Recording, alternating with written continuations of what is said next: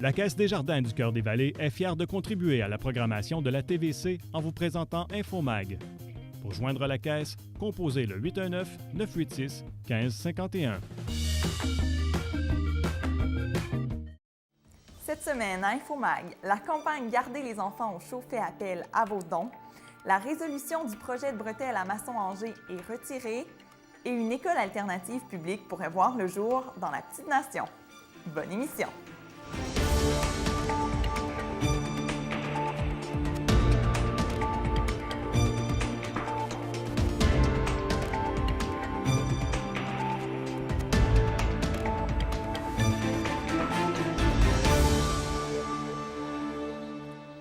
Bonjour, je suis Floralie Adam. Bienvenue à InfoMag. Pour une 8e année, la campagne Gardez les enfants au chaud est lancée. Encore cette année, Sébastien Jonca, celui qui a initié le projet et qui est toujours à la tête de cette campagne, souhaite pouvoir fournir un habit de neige à près de 400 enfants dans le besoin. Pour y arriver, 1000 morceaux de vêtements et 11 000 $ doivent être amassés. Sébastien Jonca a cette cause à cœur. Il se souvient encore de sa première fois lorsqu'il a vu un enfant sans habit de neige. Il y a 8 ans passés, quand je rentrais à la maison de la famille, j'ai regardé Chantal, il y avait un petit garçon, mon Dieu, il avait peut-être 6-7 mois. Il faisait froid, neigeait dehors, pas de bottes, nu-pieds, manches courtes. J'ai dit, Chantal, qu'est-ce qui se passe? Elle dit, Sébastien, elle dit, tu savais le nombre d'enfants qui viennent ici? Je dis, ben, t'as pas quelque chose habillé? Elle dit, j'ai rien. Fait que j'étais voir Paul Bonhomme, Matériau Bonhomme, j'ai lancé l'idée, puis c'est juste gratifiant de... Des fois, je viens faire un tour, tu vois un petit garçon sortir avec son manteau de neige, là, c'est 1 million qui vient de gagner. Fait qu'il faut juste pas lâcher.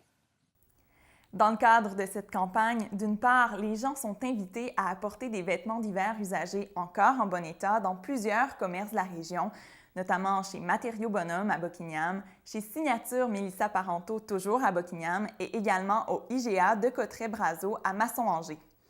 Tant les habits de neige que les bottes, les mitaines, les tucs et les foulards sont bienvenus. D'autre part, pour pouvoir acheter quelques vêtements neufs, les dons en argent peuvent être remis à la Maison de la famille Vallée de la Lièvre en appelant directement Sébastien Jonca au 819-360-7036. Finalement, ce samedi 20 octobre, un souper spaghetti bénéfice sera servi gratuitement par le IGA de Cotret-Brazeau à la salle des Chevaliers de Colomb de Boquignam. La soirée sera animée par le groupe de musique Momentum. Aucune réservation n'est requise. Tous sont invités à se présenter à la soirée avec une contribution volontaire. Le conseiller municipal du secteur de Masson-Angers, Marc Carrière, a retiré sa résolution demandant une étude de faisabilité par le ministère du Transport sur l'aménagement de bretelles supplémentaires sur la rue Georges à Masson-Angers. Comme le comité exécutif de la ville de Gatineau avait donné son appui à ce projet, les conseillers étaient prêts à voter mardi dernier sur cette résolution de demande d'analyse. Cependant, après un débat lors du caucus préparatoire précédant le conseil de ville, Marc Carrière a conclu qu'il était préférable de retirer sa résolution initiale pour présenter éventuellement une nouvelle résolution. Une résolution qui sera plus inclusive à l'égard d'un ensemble de projets d'aménagement de transport de Gatineau. Voici ses explications. Afin de faire des demandes beaucoup plus claires au niveau du MTQ, on a décidé et j'ai préféré la retirer justement pour déposer une seule résolution, mais qui englobe l'ensemble du territoire de la ville. En fait, on a eu une discussion, ça a vraiment enrichi la discussion autour de la table. C'est sûr qu'il y avait des gens qui avaient des préoccupations au niveau de la véranderie, que ça soit terminé, l'élargissement du pont l'élargissement de Monté-Paiement qui passe au-dessus de l'autoroute. Donc, c'est toutes des bonnes questions donc, qui nous alimentaient vraiment. C'est là que j'ai convenu là, que je pense que ce serait intéressant qu'on s'assoie ensemble. Déjà là, certains collègues sont venus me voir hier après le conseil, puis en pas long, là, on va commencer à rédiger là, la nouvelle résolution. Rappelons que c'est principalement dans le but d'améliorer la sécurité à l'égard du service incendie que Marc Carrière souhaite mener de l'avant l'aménagement de bretelles supplémentaires sur la rue Georges. L'accès au monde agricole sera dorénavant facilité dans la région. Mercredi dernier, la MRC a lancé le programme de jumelage Artère.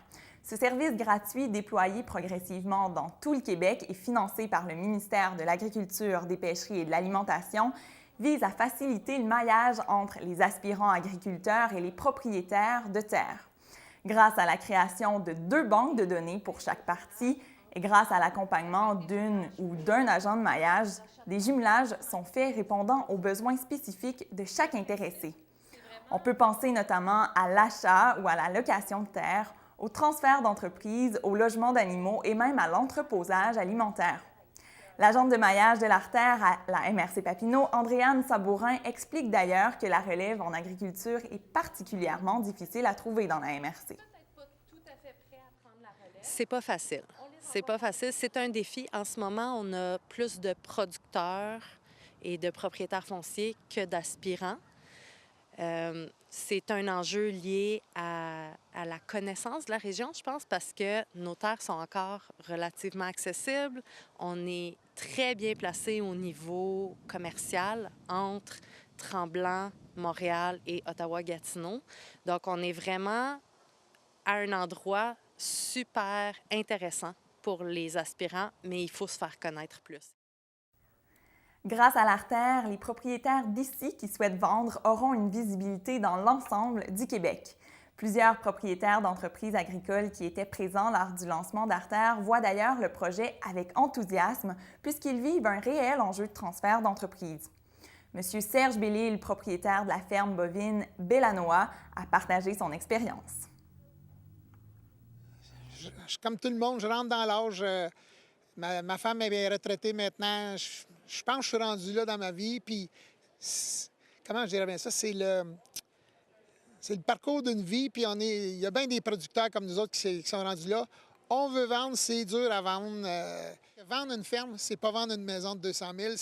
Il y a beaucoup de choses là-dedans. Puis, je pensais pas que c'était pas intense, mais c'était si sérieux que ça, vendre une ferme. Mais c'est pour ça qu'il faut y aller doucement, tranquillement, pour faire les bons choix, faire comment je dirais, poser les bonnes questions aux bonnes personnes. Pour une 2e année, l'école primaire aux 4 vents dans le secteur de Masson-Angers participe au projet pilote Hémisphère. Ce projet est chapeauté par l'organisme Culture pour tous et encadré par des chercheurs de plusieurs universités du Québec vise à intégrer les arts et la culture au quotidien dans le curriculum des élèves. Ce sont 12 écoles au Québec qui expérimentent ce programme de culture-éducation. Après une période d'expérimentation d'au moins 3 ans, d'autres écoles du Québec pourront prendre exemple éventuellement sur ces écoles pilotes. José Matt, enseignante et personne ressource du projet Hémisphère à l'école aux 4 vents, et Luc Meunier, le directeur de l'école, explique comment l'intégration de la culture à l'école peut stimuler les apprentissages. Les écoles sont... Il faut se le dire, là, c'est une gestion axée sur les résultats. Il y a beaucoup d'évaluations, il y a beaucoup de matières. Alors, c'est les expériences culturelles et les activités culturelles, les liens qu'on peut faire avec la culture, bien, c'est ça qui va permettre finalement de donner du sens aux apprentissages, puis d'utiliser la culture comme un outil. D'où ça vient, oui, d'où ça part, pourquoi on fait les choses. Donc, il faut que ça fasse du sens. Et quand ça fait du sens, on a le goût d'avancer, on a le goût d'approfondir nos apprentissages. Donc, comment on fait ça? Bien, je pense que c'est en allant chercher les racines de tout ça, en allant chercher les repères culturels, en quoi ça les touche, puis leur expérience personnelle. Jusqu'à maintenant, les résultats d'une recherche évaluative démontrent plusieurs bénéfices au projet chez les enfants. Les jeunes mentionnent notamment que les projets culturels auxquels ils prennent part leur permettent d'ouvrir leurs horizons. Écoutons Marie-Lou Urtubise et Vincent Crête-Desrochers qui décrivent l'expérience qu'ils ont vécue avec le spectacle de Noël d'antan qu'ils ont créé l'an dernier. Bien, c'était comme un spectacle dans l'ancien temps, dans les années 40-45. Puis, ben, ça nous a appris sur la culture de ces années-là. Puis, ben, ça nous a beaucoup aidé à savoir qu'est-ce qu'il y avait dans le temps aussi, là. Est-ce qu'il y a des gens que vous avez rencontrés qui vous ont permis d'apprendre cette culture d'antan? Oui, on a rencontré des musiciens. On a rencontré une illustratrice, Romy Caron. On a rencontré aussi des écrivains comme Katia Cantiani. Cette année, les élèves de l'école aux 4 vents ont même choisi de faire une tournée en autobus dans les centres de personnes âgées de la région pour présenter leur spectacle de Noël. L'école aux 4 vents est la seule de l'Outaouais ayant été sélectionnée pour participer au projet. Elle reçoit une subvention de 8 000 $ par année. Une école primaire publique alternative pourrait voir le jour dans la Petite Nation. On en parle avec Anouk Adrien, membre du comité fondateur.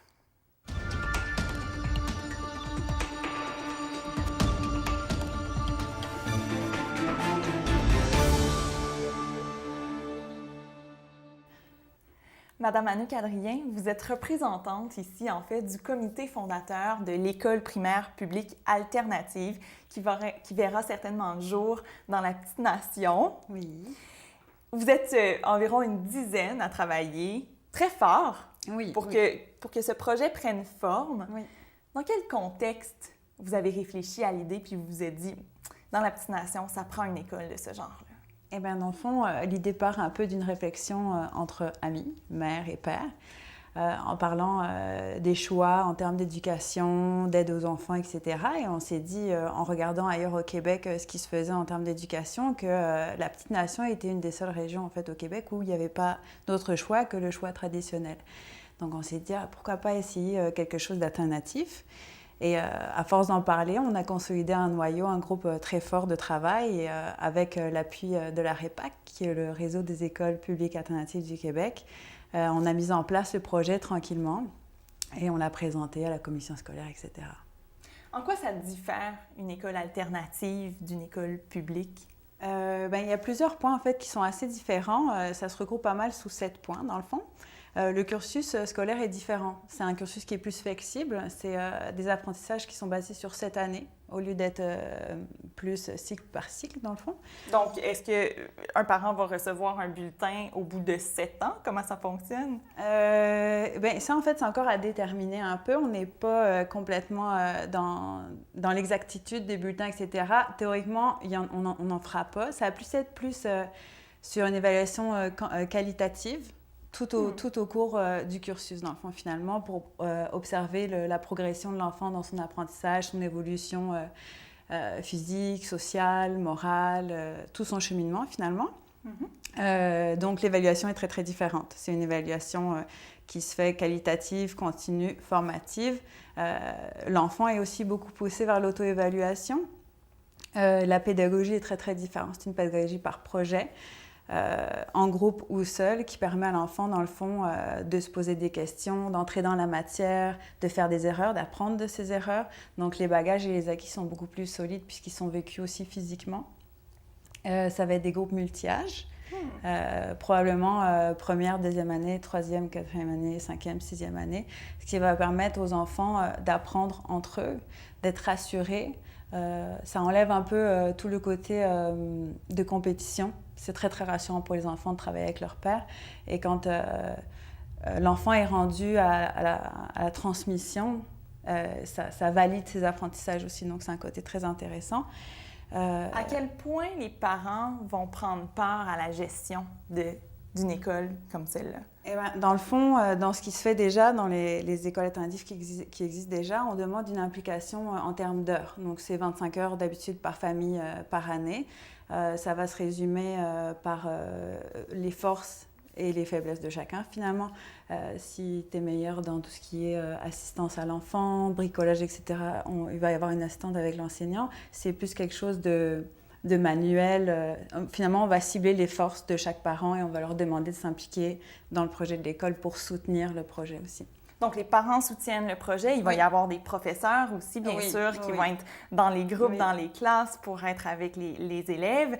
Et même la commission scolaire au Cœur des Vallées vous soutient là-dedans. C'est un partenaire, là.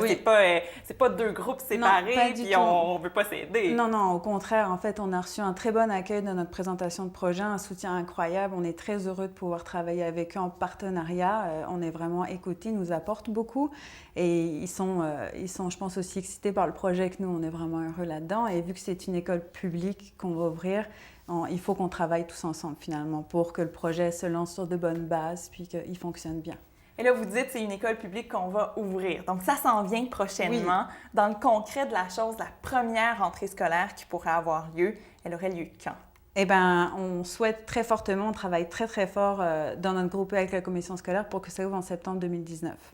Et cette école-là, dans la Petite Nation, elle serait où, plus spécifiquement? Le lieu n'est pas encore déterminé, sauf qu'on a certaines options en vue, mais on veut absolument que ça soit dans la Petite Nation et que ça réponde à certains critères, parce que nous, notre école, un des plus gros piliers, c'est l'enseignement en nature. Donc, il faut qu'on ait un espace dans la nature, dans la forêt. Donc, c'est vers ça qu'on se tourne. Combien d'élèves vous pourriez accueillir?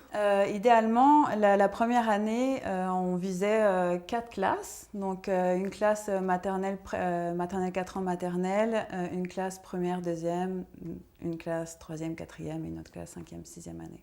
Un total de combien de professeurs, donc? 4 professeurs. 4 professeurs. OK. Alors là, septembre 2019, il pourrait avoir ce projet-là. Il vous reste quoi à faire pour mettre ça en place réellement? Dans le fond, on est en train de construire le référentiel de base qui va être présenté au commissaire. Après approbation, il va être présenté au ministère de l'Éducation. Et après approbation du ministère de l'Éducation, ben là, on va consolider le lieu, rechercher les enseignants, faire toutes les réunions d'information pour ouvrir en septembre 2019. Et pour vous aider dans le processus, donc oui, vous êtes ses parents au sein du comité fondateur, mais vous avez nommé qu'il y avait la REPAC. Oui. C'est eux un peu qui vous outillent, qui vous dit... Là... Ils nous soutiennent beaucoup, oui. C'est nos mentors, en fait. Il y a énormément d'informations. Ils sont très présents. À la moindre question, il y a toujours des réponses qui sont apportées. Il y a des formations pour les enseignants, pour les parents. C'est vraiment une grosse famille qui se soutient beaucoup et qui est très prête aussi. La REPAC est complètement prête et communique déjà avec toutes les commissions scolaires. Donc, c'est ça qui est intéressant. Ça aide beaucoup à informer, à rassurer aussi les commissions scolaires dans la démarche d'une nouvelle école et de quelque chose de nouveau, en fait. Rapidement, si les parents, en écoutant aujourd'hui l'entrevue qu'on fait, sont intéressés à envoyer leur enfant à une école comme celle-là, est-ce qu'ils peuvent vous rejoindre à quelque part? Oui, on a une page sur Facebook qui s'appelle « Projet d'école alternative de la Petite Nation ». Sur cette page-là, il y a beaucoup d'informations sur le projet. Il y a des liens pour le sondage, pour envoyer des messages, pour des emails, puis des numéros de téléphone, etc. Merci beaucoup, Anne Quadrien. Merci à vous. On vous souhaite la meilleure des chances pour l'école. Merci beaucoup.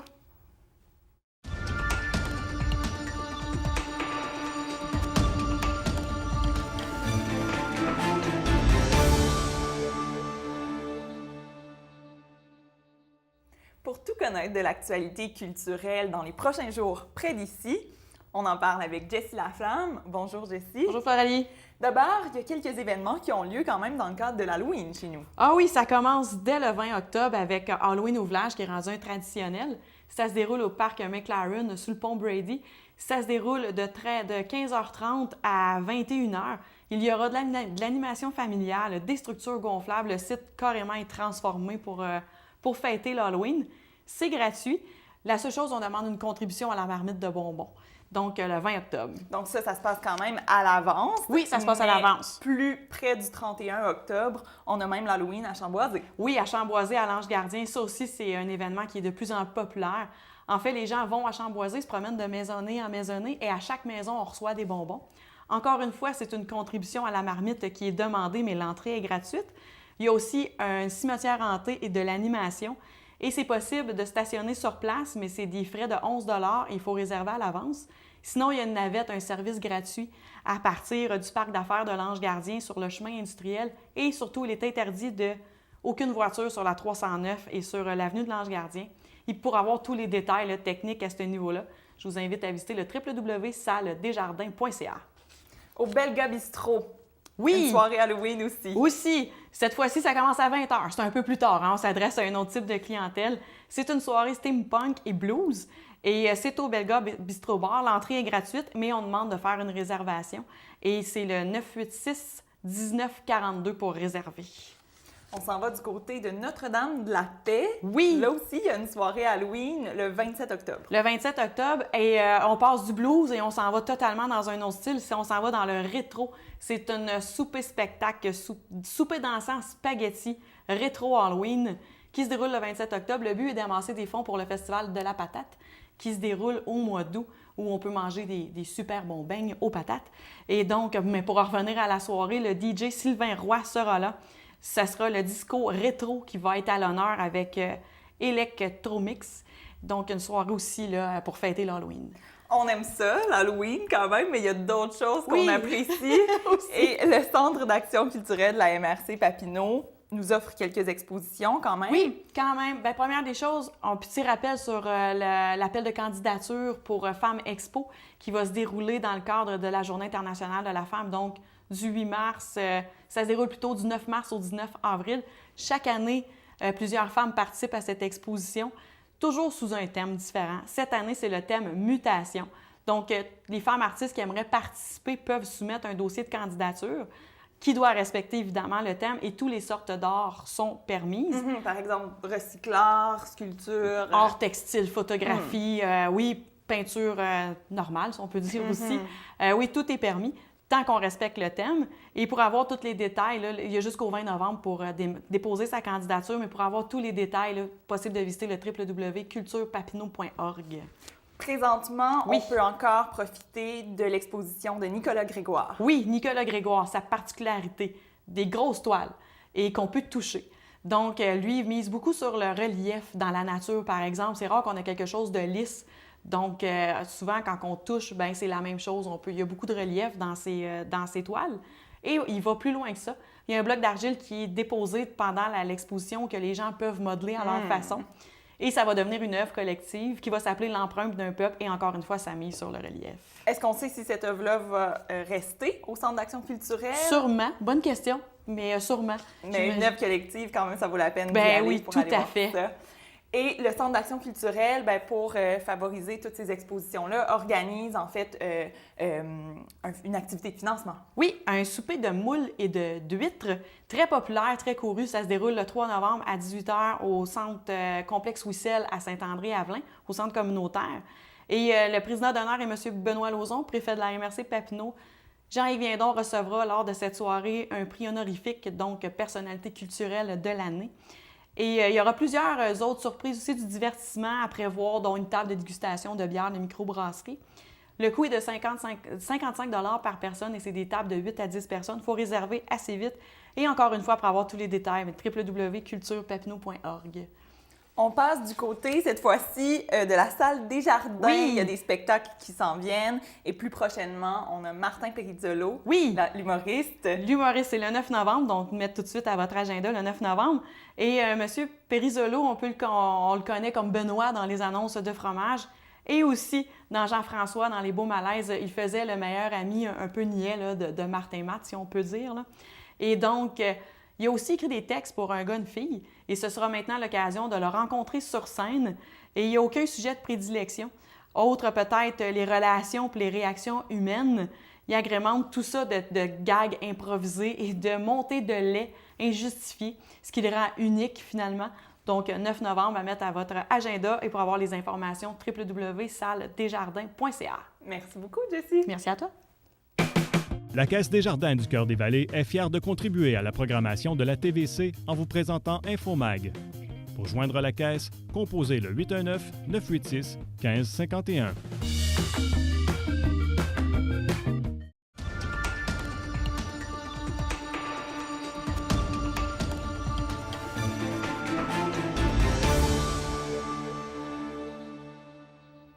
Bonjour, Alain Larivière. Bonjour. Parler de terroir, ça peut être aussi un prétexte pour parler d'Alzheimer, de la Société d'Alzheimer de l'Outaouais, puisque pour ramasser des fonds, la Société a décidé de faire un partenariat avec les brasseurs de Montebello et même la Chocomotive, située aussi à Montebello. Qu'est-ce que c'est, ce partenariat, Alain? Bien, moi et Claire Fraser de la Société d'Alzheimer de l'Outaouais, on s'est rencontrés, puis on a eu une idée géniale de faire une bière pour ramasser des fonds pour l'Alzheimer. Puis en même temps, on a fait un petit concours Facebook pour trouver des artistes pour faire les logos aussi des bières. Donc, on a 6 logos différents à collectionner. Donc, ceux qui veulent collectionner les 6 bières sont bienvenus. Alors, on a la bière qui se nomme la Sans Souvenir. Oui, Sans Souvenir. Et la Chocomotive va même embarquer avec le chocolat Sans Souvenir. Mm-hmm. Oui, aussitôt que j'appelle la chocolaterie, ils embarquent toujours avec moi. Donc, ils ont fait un beau caramel, chocolat caramel pour cette occasion. Et quand vous dites qu'il y a des étiquettes différentes, il y a des artistes qui ont participé à l'élaboration des étiquettes, c'est un total de 6 artistes. Oui. Mm-hmm. Donc, 6 bières à collectionner. Oui, absolument. La même bière, mais 6 étiquettes différentes. Puis en même temps, ben, plus on en collectionne, plus on donne de l'argent à la Société d'Alzheimer. Absolument. Il y a des choses pires que ça dans la vie. On boit une bonne petite bière, on déguste, puis on fait un don aussi en même temps à la Société. Où sont disponibles ces produits? Bien, maintenant, partout au Québec, mais principalement dans l'Outaouais. Et si on les achète dans la région, dans les GA, donc eux autres, ils donnent 100 de profit à la Société d'Alzheimer de l'Outaouais.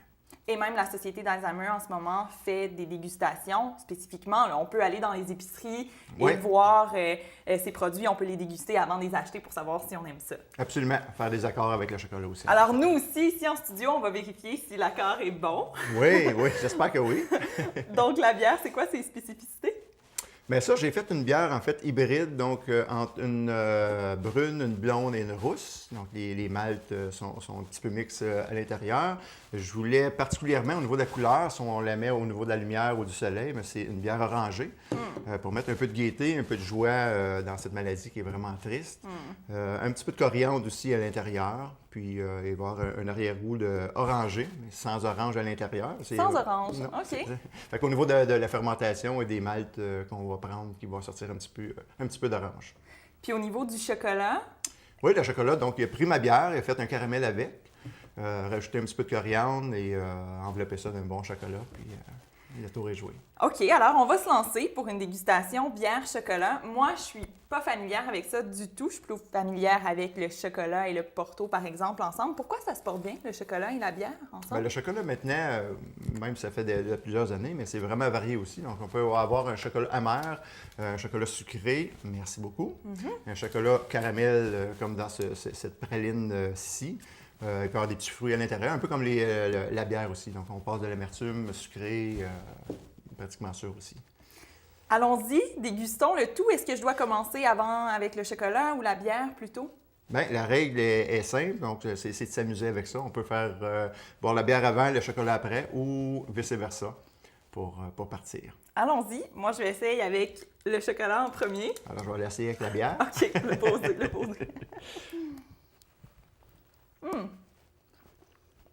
Il y a vraiment un caramel. Oui, caramel et il est délicieux en plus. Ça me dégoûte sur les doigts ici. Donc, à prendre avec une napkin, évidemment.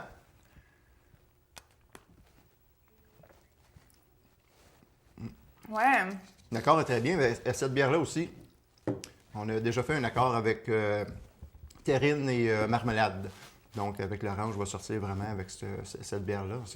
C'est merveilleux. Des arômes de coriandre aussi, qu'on retrouve tant dans la bière que dans le chocolat. Oui. Excellent. Alors, il faut y aller, il faut se procurer les produits parce qu'ils sont faits en quantité limitée. On se laisse là-dessus déguster. À bientôt, à la semaine prochaine.